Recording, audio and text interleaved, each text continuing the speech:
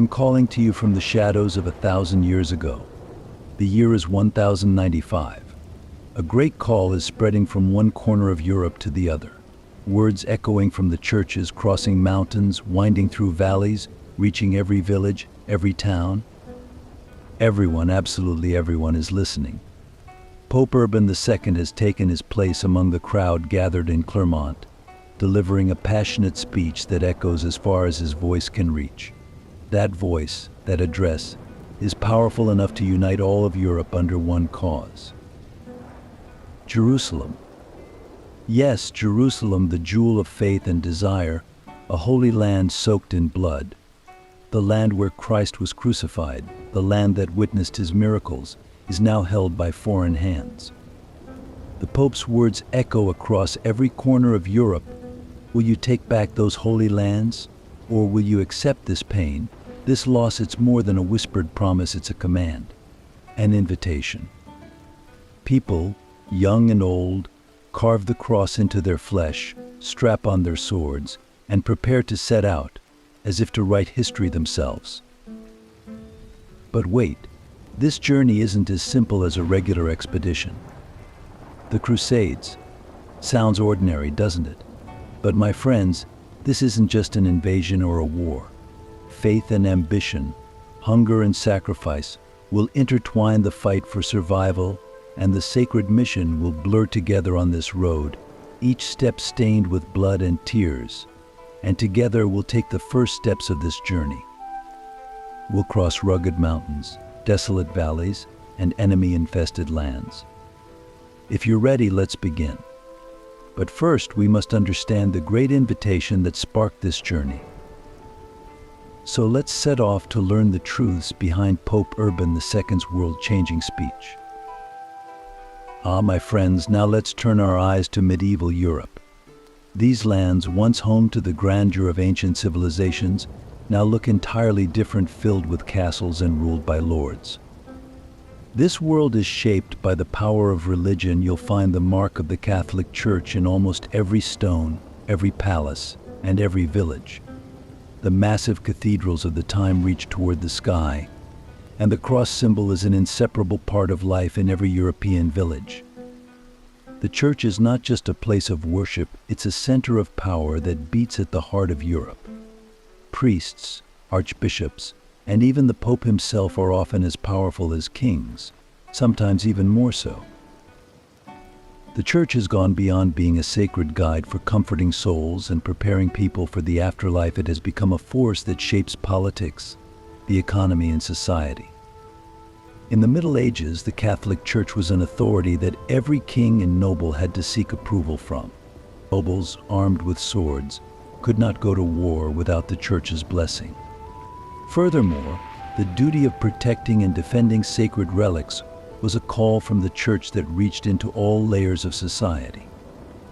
The Church was the entity that promised heaven, forgave sins, and had even kings and emperors bowing before it. At the very heart of this system is the feudal system. A lord grants land to his vassals, and the peasants living on this land work under the lord's protection. This rigid social order has strengthened the warrior nobility. These warrior lords of Europe have made fighting on horseback, sword in hand, a way of life. They defend their small worlds and protect their interests, even at the cost of bloodshed. So much so that, more often than not, they don't act without the Church's guidance and wait for a divine call to embark on a holy mission. However, during this time, great winds of change are blowing outside of Europe. In the East, the Byzantine Empire has lost much of its former glory, and its borders have grown increasingly smaller. Once the heir to the Roman Empire, Byzantium now struggles to hold its ground against the Islamic world. The Islamic world, on the other hand, has risen, building great cities, developing civilizations, and expanding its lands.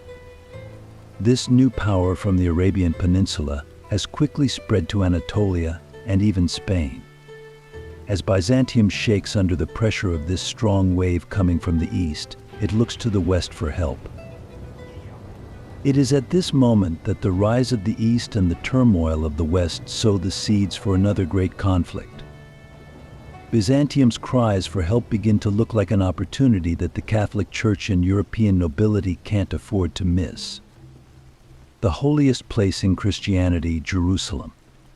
This sacred land is now in the hands of the enemy. The unrest in the heart of Europe is waiting for a spark to open the gates to distant lands. A spark that will unite the power of the Church and the nobility and send all of Europe into motion. So get ready for the next step, where we'll see how these religious and political forces come together and drive Europe toward a difficult journey to Jerusalem. Ah, my dear friends, now let me take you to another time, to the troubled days of the Byzantine Empire. Let's turn our eyes eastward, to those ancient lands once a mighty power. The Byzantine Empire is now being shaken by the rising tides of the Seljuk Turks. The Byzantine emperor at the time, Alexios I Komnenos, facing this threat to his throne and people, looks to the west for a solution, contemplating a decision that isn't easy at all.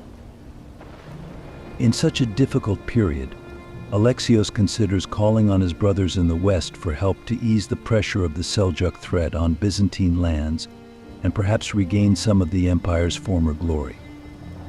Yes, while the Byzantine Empire seemed like a strong fortress in the east, after the Seljuk victory at Manzikert, Anatolia began slipping away from Byzantine control. The vast empire was starting to lose its strength and crumble. In Alexios's mind, the idea of uniting the Christian world to reclaim those lost lands begins to take shape. But you must know, the challenge Alexios faced wasn't limited to the Seljuks. There was also a deep rift with the Christian powers of Western Europe. The Catholic and Orthodox churches were divided by thick lines, with political tensions creating a significant distance between them. Therefore, Alexios's request for help from the Pope was not just a military one, but a major diplomatic move. Rebuilding a bridge with the West, perhaps even putting aside centuries of hostility, could bring the Christian world together under one roof to face the Islamic world. And so Alexios's call for help reaches the ears of Pope Urban II. At that time, Western Europe was also searching for a way out. Warrior nobles were in pursuit of new adventures and riches, while the Church sought an opportunity to unite and strengthen its power.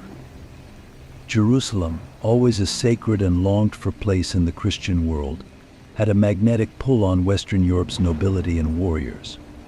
The idea of liberating these holy lands was enough to draw them in.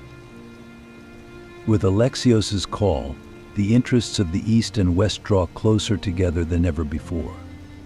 The Seljuk threat, the Byzantine plea for help, and the Pope's response all begin to arm Europe's greatest swords for this campaign.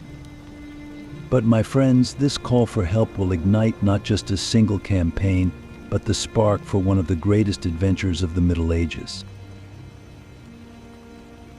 Ah, my dear friends, now let me take you to another turning point, to the heart of Western Europe, to those magical moments of the Council of Clermont in 1095. It was here, in the French town of Clermont, that words would echo, changing the fate of the entire Western Christian world. Pope Urban II, having gathered countless people, was about to deliver a speech whose echoes would resonate not only across European lands, but all the way to the distant lands of Jerusalem. Pope Urban II saw Alexios' plea for help as an opportunity. But this wasn't just about supporting Byzantium. There was a much bigger, much deeper ideal in his mind. The unity of the Christian world coming together for God's holy land. Imagine the Pope paints a picture of the suffering in Jerusalem, recounting the oppression and hardship Christians faced in the Holy Land. Yes, my friends, in that moment, the Pope's words rose like a flame, resonating in every heart. God wills it. With such power and faith in his voice, those gathered began to believe that God himself was speaking through him.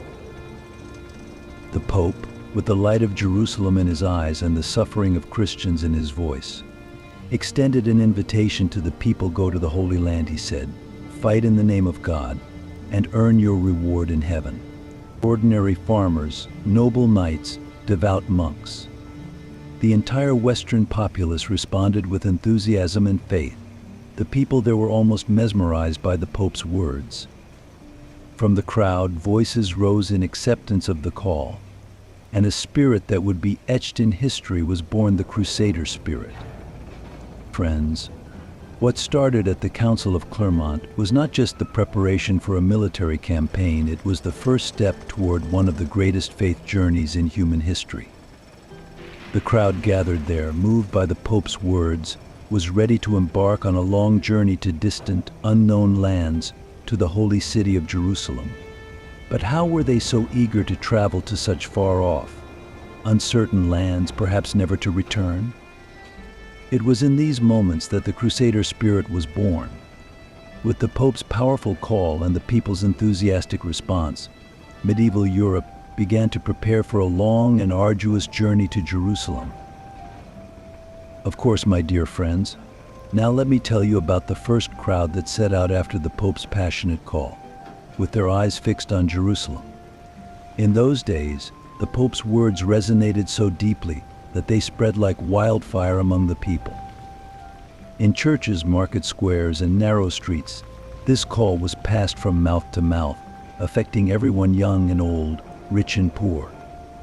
But the ones who stood out the most were the ragtag groups, people who had come from fields, villages, and small towns. These were not knights wearing armor or wielding swords. These were simple people who had sworn to make their way to Jerusalem to fulfill God's will. There was one figure who led this ordinary crowd, a name that would be remembered for years to come, Monk Peter, or as he was known, Peter the Hermit. This devoted monk, barefoot and humble, gathered the people around him, uniting them in the name of God. The journey is tough, full of dangers, but God is with us, he would say, giving hope to the masses. And so this great movement, later known as the People's Crusade, began under Peter's leadership. Tens of thousands, women, children, peasants, and untrained fighters set off on their journey, unarmed but filled with faith. At every city and village they passed, more people joined the group. Their hopes were high, their steps eager. But my friends, as much as there was excitement in this story, there was also great tragedy. This army of the people was largely unprepared, many with the wrong supplies for such a long journey. As they traveled, hunger and misery followed them. When they finally reached Byzantine lands, they were far from the heroic victory they had dreamed of. Most of them perished there, their hopes and dreams buried in those foreign lands.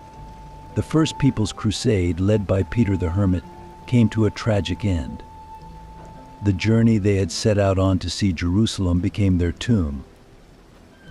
Yet, my friends, it was through these struggles, the hardships, the lost lives, and the tears that something important was cemented. The spirit of the Crusades was a fire that could never be extinguished. The faith that had started with this difficult journey would continue, now stronger and more organized. Behind them, the noble armies were on the way. Knights, armored and mounted, were preparing for a much more structured campaign. This would not just be a journey for the sake of God, but a reflection of the West's desire to show its strength in the East. As preparations for that great crusade were completed, eyes turned once more toward the roads. But would this organized army meet the same fate as the People's Crusade, or was there a different path ahead for them? Of course, my friends, let me now take you on the first major march of the Crusader army.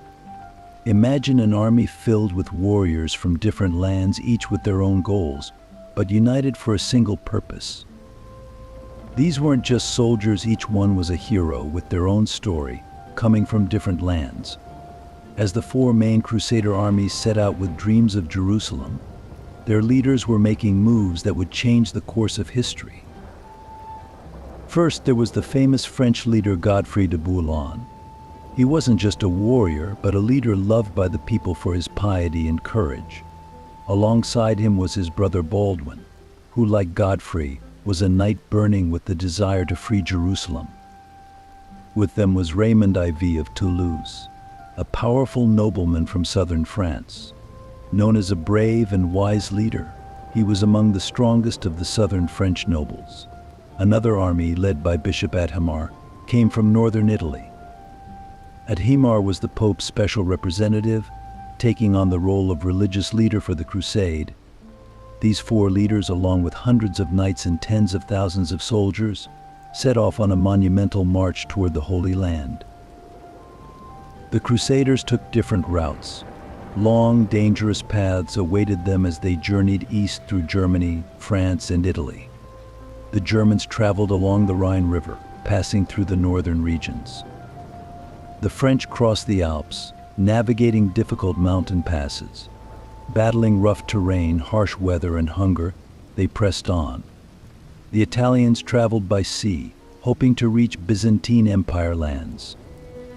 Each route had its own challenges, but every soldier knew that every obstacle was a test to be faced, continuing on with faith and determination. The difficulties they faced during this journey were much greater than you might imagine, my friends. Along the way, diseases broke out and hunger and thirst devastated many soldiers. Crossing hot deserts, finding water became nearly impossible. Some soldiers continued on, their lips cracked from thirst. Some froze to death in the cold mountain passes. Yet in their eyes, these hardships were just steps to be taken, challenges to overcome to reach the gates of Jerusalem. Finally, they arrived at the magnificent city of Constantinople, the capital of the Byzantine Empire. The Crusaders were in awe of the city's splendor, the high walls, golden domed churches, and bustling, colorful markets filled with traders from all over. But there was also an underlying tension. The Byzantine Emperor Alexios I wasn't exactly thrilled about such a massive army showing up at his doorstep. While the Crusaders tried to persuade the Byzantines to support them, they couldn't help but wonder what kind of plans the emperor might be secretly making against them. In this city, a great waiting began as the Crusaders prepared to continue their march toward Jerusalem. So, my friends, having crossed Byzantine lands and drawn so close to Jerusalem, would the Crusaders be able to achieve the victory they had dreamed of? Ah, my dear friends, let me take you now to the dazzling splendor of Constantinople during its prime. Back then, this city was like the beating heart of an empire, a golden bridge that connected Europe and Asia, bringing together cultures, trade, and wisdom. With its high walls, massive domes, and grand churches, it was so magnificent that, in the eyes of the Crusaders, it almost glowed like a piece of paradise.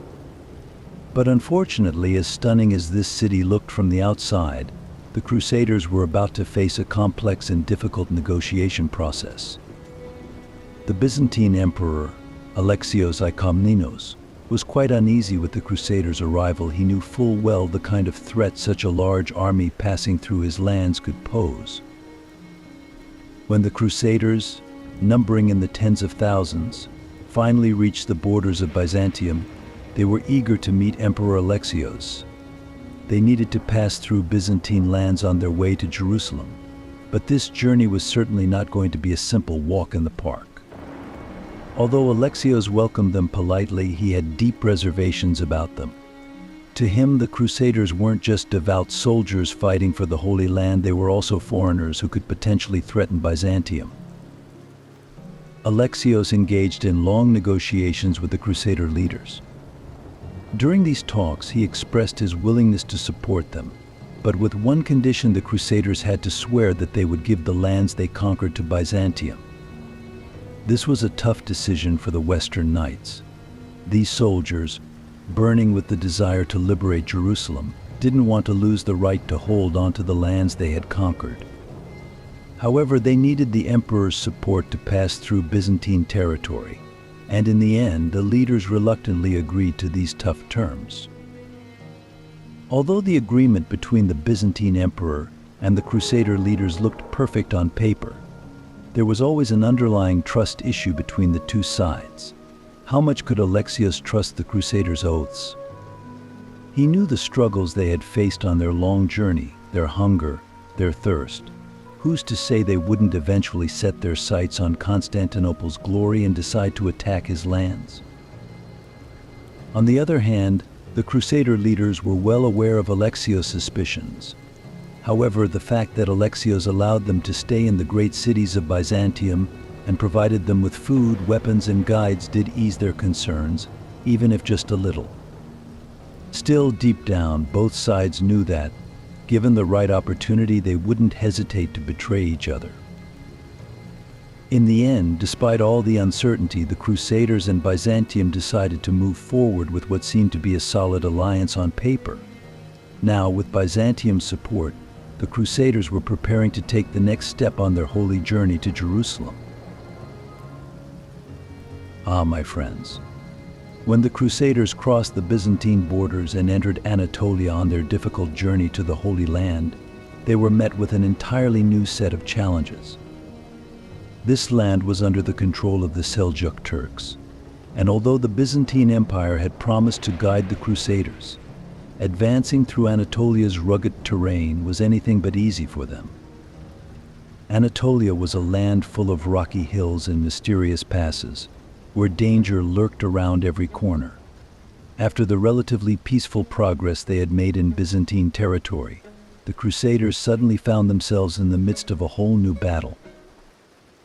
The first major obstacle in their path was the city of Nicaea, the capital of the Seljuks. Nicaea was a powerful city surrounded by strong walls, ruled by Sultan Kilij Arslan I. When the Crusaders decided to lay siege to this ancient city in 1097, they knew their task would not be an easy one. But if they were to reach Jerusalem, they had to pass through this city. While the Crusaders besieged the city, the Seljuk soldiers did everything in their power to push them back. However, the Crusaders, together with the Byzantine forces, were determined and patiently pressed against the gates of Nicaea. The support of Byzantine Emperor Alexios gave them the strength to keep fighting. Finally, after days of siege, Nicaea fell to the Crusaders. But this victory also caused a bit of tension between the Crusaders and the Byzantines, as the city was handed over to the Byzantines, and the Crusaders had to continue their journey to another front. After their victory at Nicaea, the Crusaders began advancing deeper into Anatolia. But my friends, just as the land was tough, the Turks also put up fierce resistance. In Dorylaeum, near modern-day Eskişehir, the Crusaders faced an even bigger battle. Sultan Kilij Arslan of the Seljuks had planned a strategic attack to stop the Crusaders' advance, and he attempted to surround them at Dorylaeum. That day, Anatolia became the site of a massive conflict. Kilij Arslan's light cavalry tried to force the Crusader army into a difficult position with a barrage of arrows. But the Crusaders did not back down. With their armor on, they tightly gripped their weapons and fought back against the Seljuk army with all their strength. This fierce battle became one of the first major victories for the Crusaders in Anatolia. In the Battle of Dorylaeum, the Crusaders fought with everything they had and successfully pushed the Seljuks back. This victory lifted their spirits and strengthened their determination to reach Jerusalem. But my friends, passing through Anatolia was not only about fighting battles. They had to battle the harsh terrain, hunger, thirst, and the scorching heat. At night, as they gathered around their campfires tending to their wounds, their eyes were always alert, because these lands continued to challenge them. In the end, with their victory at Dorylaeum, the Crusaders pressed on deeper into Anatolia. But remember, my friends, this was just the beginning of their journey. There were still mountains to climb and enemies to defeat. The path to the Holy Land was full of even more challenges waiting for them. All right, my friends, let's witness the Crusaders' march toward Antioch through the dusty pages of history. Ah, these Crusades. Armies from all corners of Europe, driven by faith as much as their ambition and determination, were pressing forward across the vast lands of the Middle East, soaked in sweat and blood. Along the way, they had faced numerous hardships. Hunger, disease, and fierce battles had taken their toll. Each of them had set out to reach the Holy Lands, to fight in God's name, but none of them could have known how tough this journey would be. Then their path led them to ancient Antioch, this mysterious fortress of the East. Antioch. Even back then, it was a city that had hosted many cultures throughout history, a fortress nearly impossible to capture. Rising between the Orontes and Euphrates rivers, it wasn't just a strategic point for the Crusaders, but also a symbol of victory they hoped to claim. On one hand, they wanted the glory of taking Antioch, but on the other, they felt the tense unknowns waiting behind its powerful walls. And so in those harsh days of 1097, the siege began. The Crusader armies had surrounded the city, but things were far from easy. The city not only had formidable walls, but the resistance inside was also standing strong against them. Days passed, and months followed one another. The Crusaders' patience was wearing thin. A large part of the army was breaking down due to the hunger brought by the long siege, while epidemics spread throughout the camp. In these harsh conditions, many soldiers fell victim to starvation and illness. Most of them started to doubt whether God was still protecting them. There were times when finding food was almost impossible. To survive, they had to eat leaves and even roots. Can you imagine? These people fighting hunger and exhaustion for a holy cause, each one a hero ready to face death. But the Crusaders were not only struggling with hunger, they were also dealing with internal conflicts. Coming from different kingdoms and speaking different languages, they began to turn on each other.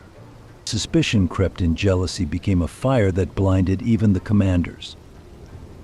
Sometimes the internal disputes among them were more damaging than the enemy outside the walls of Antioch. But despite all this, they had sworn to press on. There was no turning back, no retreat. Finally, a glimmer of hope appeared. One of them managed to strike a deal with a guard named Firuz, an Armenian. Firuz, having fallen out with the city's rulers over personal grudges, agreed to surrender Antioch to the Crusaders. Ah, how strange humans are, right? Sometimes a whole city can be taken over by a person's personal bitterness or anger. And so, Firuz made a secret deal to let the Crusader armies into the city under the cover of night. On one of the tensest nights of the siege, the Crusader soldiers, guided by Firuz, slipped inside the city's walls. The battle was now inside the walls. Fierce fighting continued in the narrow streets of Antioch. Though the city's defenders put up a strong resistance, the city eventually fell into the hands of the Crusaders. This victory was an incredible morale boost for them. After months of hunger, illness, and brutal battles, they were now filled with the joy of victory for their holy cause. But right after this victory, a much greater danger awaited them. The city had been captured, but the cost of holding Antioch had not yet been paid. Now let's talk about the new enemy the Crusaders would soon face, and how this tough struggle would continue. What was the new danger lurking just behind the walls of Antioch? Ah, my dear friends, the capture of Antioch had given the Crusader army a huge boost in morale. Yes, but they didn't even have time to savor their victory. Because even though they had won, it left behind an overwhelming exhaustion, tough roads still ahead, and new enemies rising against them. While the echoes of their victory still rang in the streets of Antioch, a new ray of hope had begun to shine within the city, a miracle. The discovery of a holy relic. It was the legendary spear, later known in history as the Holy Lance. And this discovery was about to give the Crusaders the spiritual fire and renewed faith they had long needed. Not long after the tough siege of Antioch, rumors began spreading among the soldiers. According to the rumors, the holy spear that had pierced Jesus' body during the crucifixion was buried right there, in Antioch. Many of the Crusaders, as soon as they set foot on this sacred land, had seen themselves as God's messengers, believing that God would create a miracle to help them. And when a monk claimed to have seen the spear's location in a dream, This belief spread like wildfire through the entire army. Isn't it strange how the human soul works? Even in the darkest of times, it searches for a light of hope, and when it finds it, it holds on tight. And that's exactly what the Crusaders did. When they reached the location of the spear, trembling hands began to dig. That moment felt blessed, filled with prayers full of faith and whispers from hearts beating with hope. Finally, when the old, rusty spearhead was pulled from the earth, an indescribable wave of joy surged in the hearts of everyone there. It was a sign from God, a message that He was watching over them. Of course, some historians argue that the spear was just a symbol, perhaps just a regular spearhead. But in that moment, no one wanted to believe that. This spear brought the soldiers courage and strength. For the Crusader army, now dedicated to a holy mission, it wasn't just their weapons that would lead them. They believed they were also empowered by the strength of this sacred relic. After this discovery, the army reorganized. Looking beyond the walls of Antioch, they saw the tough road ahead to Jerusalem. They were exhausted, their numbers had dwindled, and their food supplies were running low. But with the discovery of the spear, the faith and determination that filled them renewed their spirits. Despite all the fatigue and losses, the commanders decided to march toward Jerusalem. The holy city was waiting for them, and to turn back would mean questioning their loyalty to God. As they set off, they were no longer moving forward only with the strength of their bodies, but also with the determination of their spirits. Even as they trudged through the scorching earth, starving and thirsty, no one complained. The Holy Land seemed to guide them like a light. As the army moved forward, renewing itself and strengthening its faith, the determination within them grew stronger. Days turned into weeks, and nights into long hours, but despite their dwindling numbers and the harsh conditions, the undying light of hope inside them brought them one step closer to Jerusalem and their victory. But what other dangers awaited them on this journey? Jerusalem, the ancient city that has left its mark on the stage of human history, where beliefs come together and break apart, and where sacredness fills every corner. My dear friends, for the Crusaders, Jerusalem wasn't just a target, but a holy relic, a treasure promised by God. After months of hunger, disease, and internal conflicts, the thought of that sacred city before them would light a fire in their hearts. They were tired, yes, their numbers had dwindled, and their hearts were heavy with sorrow. But their faith, that was the strongest weapon, the one that helped them overcome every challenge along the way. With the spiritual strength they gained from the victory at Antioch and the legend of the Holy Lance, they began their march toward Jerusalem. This journey, while carrying a spark of hope, was also filled with relentless enemies. As the Crusaders drew closer to Jerusalem, the local populations and Muslim armies grew even more determined to stop them. Along the way, they faced various battles, ambushes, and surprise attacks. Yet, every battle, every struggle, seemed to strengthen their resolve.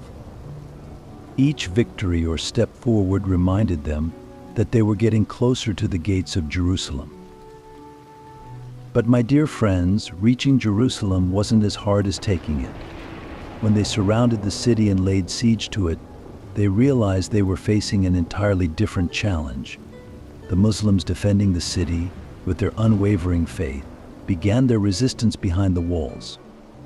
Jerusalem was sacred, not only in the eyes of the Crusaders but to the Islamic world as well. Therefore, as determined as the Crusaders were, those defending Jerusalem were equally resolute. The siege lasted for days. The Crusader army developed various tactics to break into the city. They built wooden siege towers and constructed makeshift ramps to overcome the trenches and reach the walls. But my friends, believe me, this wasn't an easy task. Jerusalem was surrounded by high walls, and the defenders were waiting at every corner. Every stone, every arrow, every drop of water was precious. They tried every possible way to enter the city sometimes, They engaged in fierce battles right at the foot of the walls. Other times, the towers and ramps they built with hope were destroyed by rainstorms of stones and fire arrows from the walls. Under these conditions, maintaining motivation was no easy feat. Many of the soldiers were on the brink of collapse due to hunger and disease.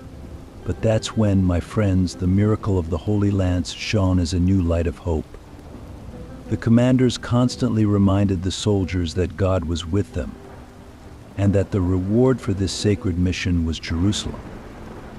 Particularly, their leaders kept their faith alive, believing that God had chosen them for this holy city. As they laid siege to Jerusalem, they wanted to feel God's guidance with every step they took, and with every blow they invoked His name. Day and night, they prayed and encouraged each other with patience and endurance. And finally, after a long siege, the Crusaders managed to break through the walls. When they set foot on the Holy Land of Jerusalem, a wave of indescribable joy filled their hearts, and all the fatigue, pain, hunger, and diseases they had endured for years seemed to vanish in an instant. But my friends, behind that moment of victory, there were far deeper stories to be told. The fall of Jerusalem. Those moments that would leave the deepest marks on people's minds, the moments when joy and sorrow mixed in the embrace of a great victory. My dear friends, when the Crusaders entered Jerusalem, they were burning with the pride of having achieved a dazzling victory. But you must know, this victory came at a cost that was anything but light. As soon as the Crusaders set foot in Jerusalem, they were filled with the intoxicating rush of having conquered the Holy Land. They had finally reached the land they had dreamed of for centuries, the land they had mentioned in their prayers. But oh, my friends, this is where history showed its cruel face. The battles during the conquest and the unfortunate massacres that followed cast a huge shadow over this great victory. The Crusaders, seeing the people as enemies, ruthlessly walked over them, flooding the streets of Jerusalem with blood. These massacres, indiscriminately carried out on Muslims and Jews alike, without regard for religion, became the dark side of the conquest, etched into the pages of history. Those who lived through those days may have witnessed some of the most horrifying scenes of their lives. My dear friends, the true face of this conquest wasn't just about jubilation, but also about this indescribable tragedy. The capture of Jerusalem sent shockwaves through the Christian world. Every soldier who returned to Europe and told the story of Jerusalem's fall was greeted with prayers and gratitude in the churches. From France to Germany, from Italy to England, celebrations of this victory were held everywhere. Jerusalem was now in the hands of the Crusaders, and for Christians across Europe, this was a source of great joy.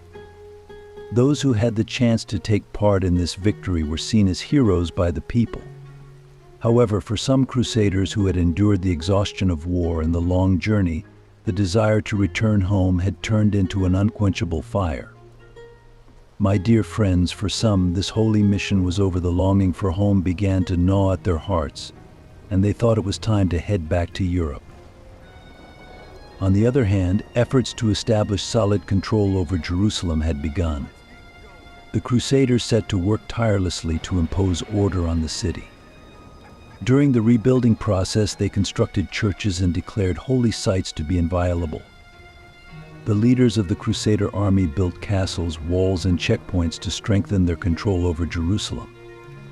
These walls surrounding the city would not only protect Jerusalem, but also become a beacon of hope for any new military forces arriving from Europe. And so, my dear friends, the conquest of Jerusalem went down in history as a great victory. Yet, it left behind streets soaked in blood and memories of those difficult days. While the soldiers who returned to Europe brought tales of victory to their homelands, those who stayed in Jerusalem had to fight on to protect this holy city and their faith. Now I ask you, when the cost of a victory is this high, can we still celebrate that victory? My dear friends, there were those who believed that once Jerusalem was captured, everything would be over and all the goals would be achieved. But no, The real adventure was just beginning with the first steps taken to stay and protect these holy lands. After the conquest of Jerusalem, the Crusaders deeply felt the need to establish a long-term order here. They knew that not only Jerusalem but the entire region needed to be brought under control. And so, these thoughts laid the foundation for what would later be known as the Crusader states in history. The Kingdom of Jerusalem was established as a symbol of the Crusaders' great victory. This new state, rising in the heart of Jerusalem, would become one of the Crusaders' strongest footholds in the Middle East. After the Kingdom of Jerusalem, other Crusader states such as the County of Tripoli, the Principality of Antioch, and the County of Edessa also began to take shape, one by one. Each of these states was of strategic importance to the Crusaders, ensuring that their presence in the region would remain long-term. My dear friends, the creation of these states was the strongest evidence of the Crusaders' efforts to make their presence in the region permanent. However, it wasn't hard to predict that these new kingdoms and counties would face far more challenging struggles than they had expected. The Muslim emirates in the region viewed the Crusaders' efforts to establish a permanent order with suspicion and even hostility. The capture of a city as holy as Jerusalem by the Christians had sparked the anger of not only the Muslim world, but also the Arab tribes. The Seljuk emirs, who had ruled these lands before, found themselves facing the Crusader states while trying to maintain their own balance of power. Especially the leaders of major cities like Damascus, Aleppo, and Mosul saw the Crusaders' presence in the region as a constant threat. And my friends, this tension marked the beginning of the long wars between the Crusaders and the Muslim Emirates, as well as the ongoing struggles between East and West. The Kingdom of Jerusalem and the other Crusader states had to strengthen their defenses to survive these threats. They built powerful fortresses at strategic points like Tyre Acre and Tiberias. These fortresses, my friends, would serve as safe havens for the Crusaders. These structures, built on roads, passes, and hills throughout the region, not only symbolized the military strength of the Crusaders, but also served as a display of power, intimidating the local population. The Crusaders not only sought to secure the region but also set their sights on the surrounding Muslim lands. Thus, the Crusader states' expansion efforts began. They wanted to establish order in the Middle East, but of course this would not be welcomed by the Muslim leaders in the region. My dear friends, history is at a crossroads here, where both sides were preparing for fierce battles to gain power. While the Crusader states sought to strengthen their position and establish solid dominance, the Muslim leaders in the region also sped up their preparations to protect their lands and reclaim the holy city of Jerusalem. The fate of the Kingdom of Jerusalem and the other Crusader states depended not only on their weapons and fortresses, but also on their relationships with the people of the region. Now, my friends, think about it. In such a tense environment, how would these states survive? And one day Jerusalem would once again be shaken, as the Muslims would seek to take it back into their hands.